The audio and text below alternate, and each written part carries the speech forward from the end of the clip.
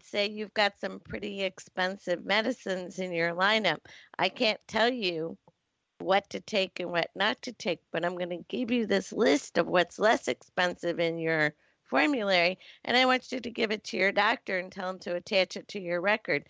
And every time he writes you a prescription, I want you to ask him to give you a less expensive option as your first go around so you can see if it works. If it works, you'll save thousands of dollars a year. So one of my darling people did that.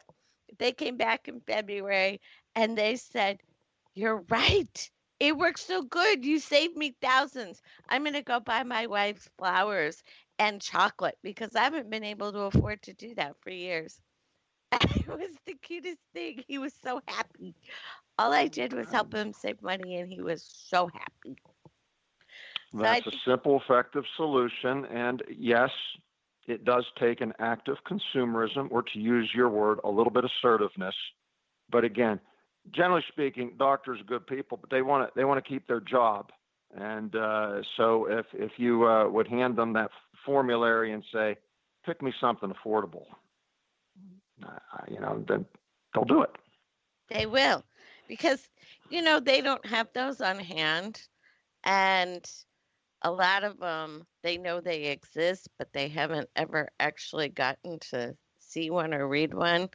And so to me, it was no big deal. You can give them to the Medicare beneficiary, and they can give it to their doctor. It's no big deal. It helps everybody save money. Now, what about after the fact?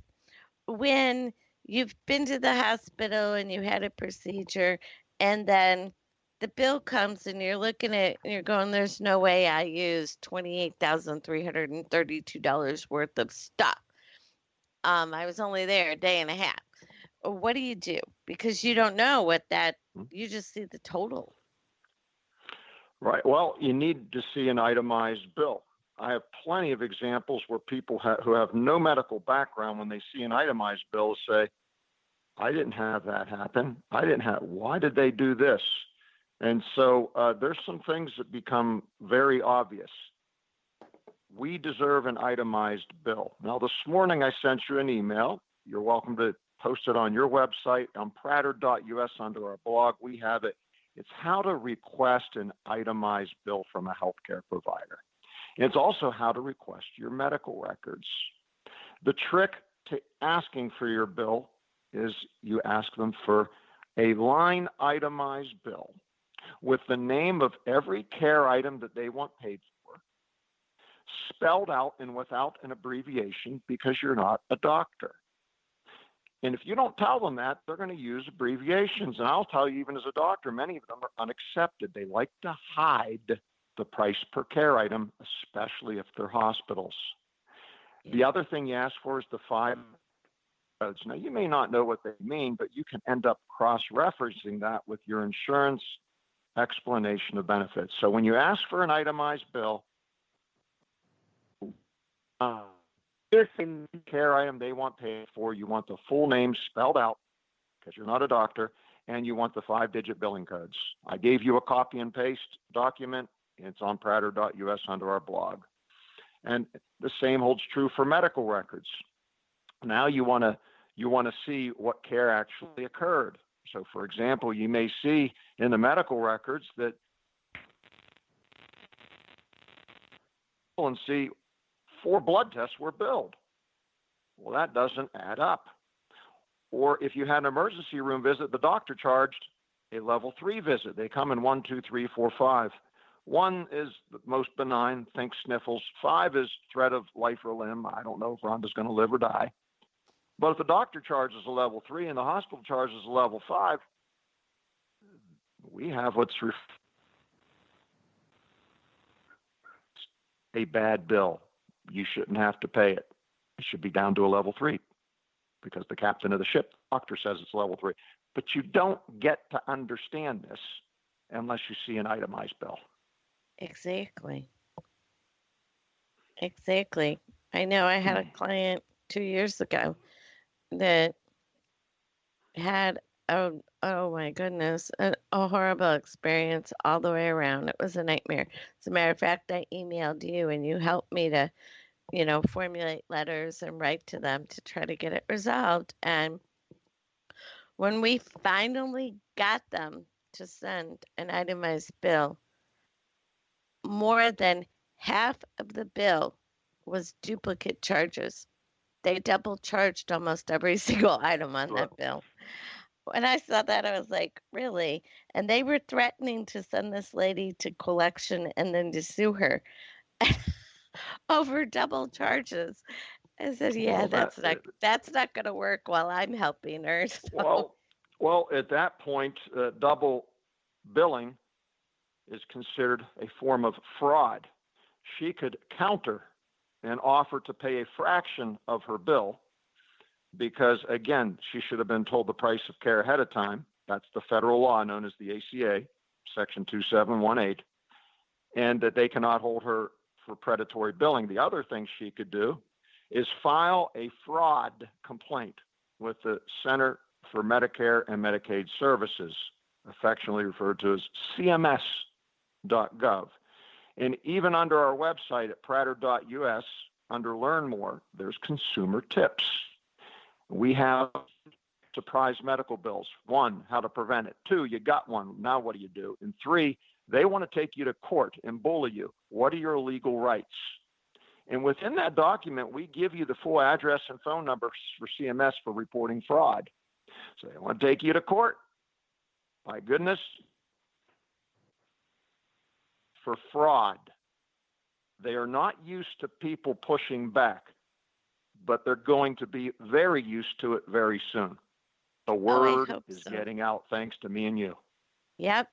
And, and I helped her. She was my friend and my client, and I helped her. And we did exactly what you said. So, everybody, I can tell you what Dr. Hennessy is telling you. It does work. He and I collaborated via LinkedIn. I wrote letters. I copied specific people in our state's Department of Insurance and CMS. And I sent them the letter and I explained to them that double billing was an error. There were other errors that they made with this particular case and suggested that they, accept what the insurance company had paid them as payment in full. And, that was the last we heard of them. They didn't even answer that letter, but they stopped sending bills and they did not send her to collection.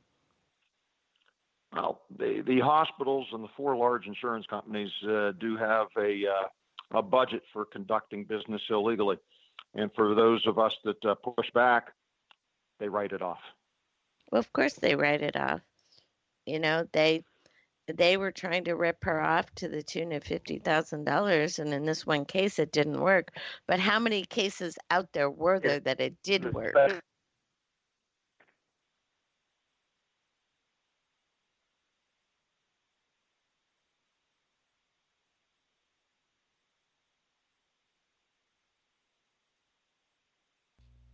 Rhonda, you still with me? Yeah. I'm with you. It did go silent for about 30 seconds. Okay, we're good. Sorry, everybody. Right. We've been having technical difficulties today, so we apologize.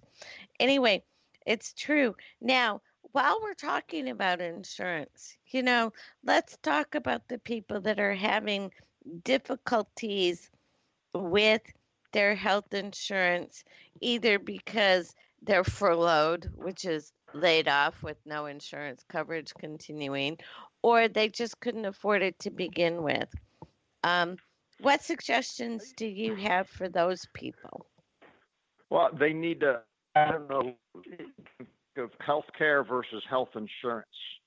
Really, what is insurance for if we purchase it in the rest of our life? Well, we cannot afford.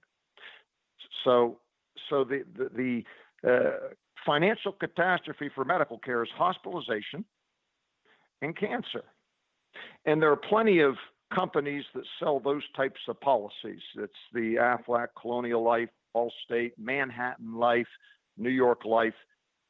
and you can get good coverage, $250,000, family of four, about $300, $400. And now you have insurance. And for all of your outpatient care, you just want to use cash. You can pay your doctor $50 to $200 for an office visit, depending on how complex it is.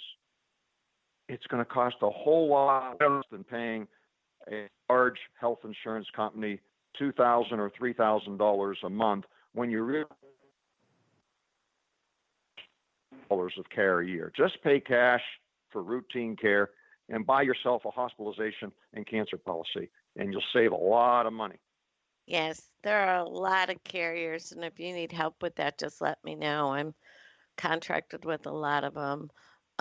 There's also a carrier that offers some of the screening benefits under the Affordable Care Act, routine things that people go for, and it's very affordable. And there are so many options now in healthcare insurance and what's called critical care, the heart attack, stroke, cancer, hospital indemnity. So many affordable options that I'm surprised that the phone doesn't ring off the hook with people saying, I need something more affordable, hook me up, and going with that. In the last few minutes that we have together, why don't we talk about what do we see in the future as signs of hope for where people can access affordable and effective care and affordable health insurance, if any. What do you think?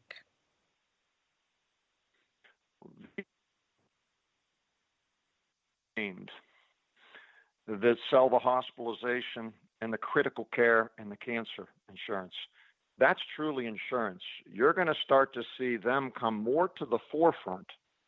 And the standard Blue Shield, United, Cigna, and Aetna pay us $3,000 a month for our family insurance and then a $5,000 deductible. It makes no sense when 80% of working America doesn't meet that $5,000 deductible. In other words, we might be spending $3,000 a year. So cut that down to even $1,500 by paying cash. Stay away from hospitals. Pay. You're going to see more of a cash market for outpatient care. All of the providers, surgery centers, imaging centers, blood work centers, and doctors that are not employed by hospitals, you'll get a deal for cash, and then you're going to not the big four health insurance companies. The other thing that's happening is there's really only two reasons that we think we need a brand name health insurance company. We think there's better pricing. Well, there's 1,000% different pricing in the same city, in the same network. A care item can be $400 or $4,000. So we at Pratter have debunked that myth. A network by a carrier does not financially protect you. The other reason we have these networks is we think, well, we don't know the price of anything, so we got to be protected from it. Well, Pratter's published all of the pricing. So now there's not a need for these carrier networks because they don't financially protect you. And as of right now, there's no big health insurance company that leverages its millions of members to get lower pricing. They actually permit and want the pricing to go up to fulfill their stock shareholders. Bottom line, where am I going with this?